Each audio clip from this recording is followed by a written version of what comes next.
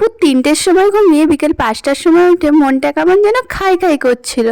তো হ্যাঁ, তোমরা কি ভাবছো চটপটি টাইপ খেতে ইচ্ছে করছে? অন্য দিন তো তাই ইচ্ছা করে, কিন্তু আজকে একটু মিষ্টি জাতীয় খেতে ইচ্ছে করছে, কিন্তু বাড়িতে তো মিষ্টি আনা নেই। আর মিষ্টি আনতে হলে আবার আমায় বাইরে বেরোতে হবে, কিন্তু বাইরে তো আমি বেরোবো না এই বৃষ্টির মধ্যে। তাই আমি রান্নাঘরে গিয়ে খুঁজতে লাগলাম যে কি রান্না করা যায়। তারপর আমার চোখে পড়লো এই একটা সুজির প্যাকেট, অর্ধেকটা করেছিল মা আর অর্ধেকটা মনে হয় রেখে দিয়েছিল। তো চলো সুজি বানানো যাক। হ্যাঁ, মিষ্টি সুজি, ঝাল সুজি আমি অতটাও পছন্দ করি না। তো বসিয়ে দিয়েছি কড়াইয়ের মধ্যে একটু তেল দিয়ে দেবে, তারপর তেলটা গরম হয়ে এলে সুজিটা দিয়ে দেবে। আর আমার পরিমাপেরই সুজি ছিল, মনে হয় আমার জন্যই রেখেছিল মা।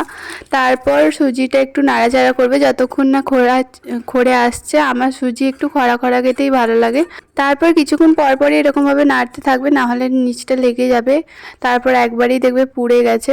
তারপর পরিমাণ মতো চিনি দিতে হবে। এখানে আমি পরিমাণ মতো চিনি দিয়ে দিয়েছি। তারপর আমি কিছুক্ষণ এইভাবে নাড়তে থাকলাম।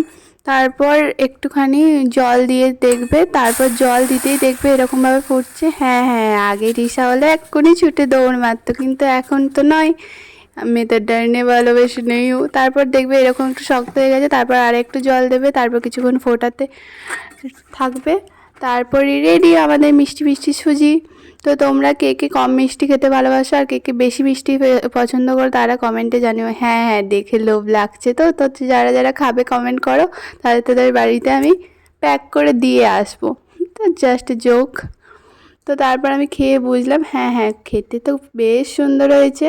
তো যাই হোক, নিজের হাতকে নিজেকেই একটু প্রশংসা করে আজকের ভ্লগটা এই অবধি শেষ করলাম। জানি ভ্লগটার মধ্যে কিছু নেই, তাও একটু কষ্ট করে দেখে নিও। লাইক কমেন্ট শেয়ার করতে একদম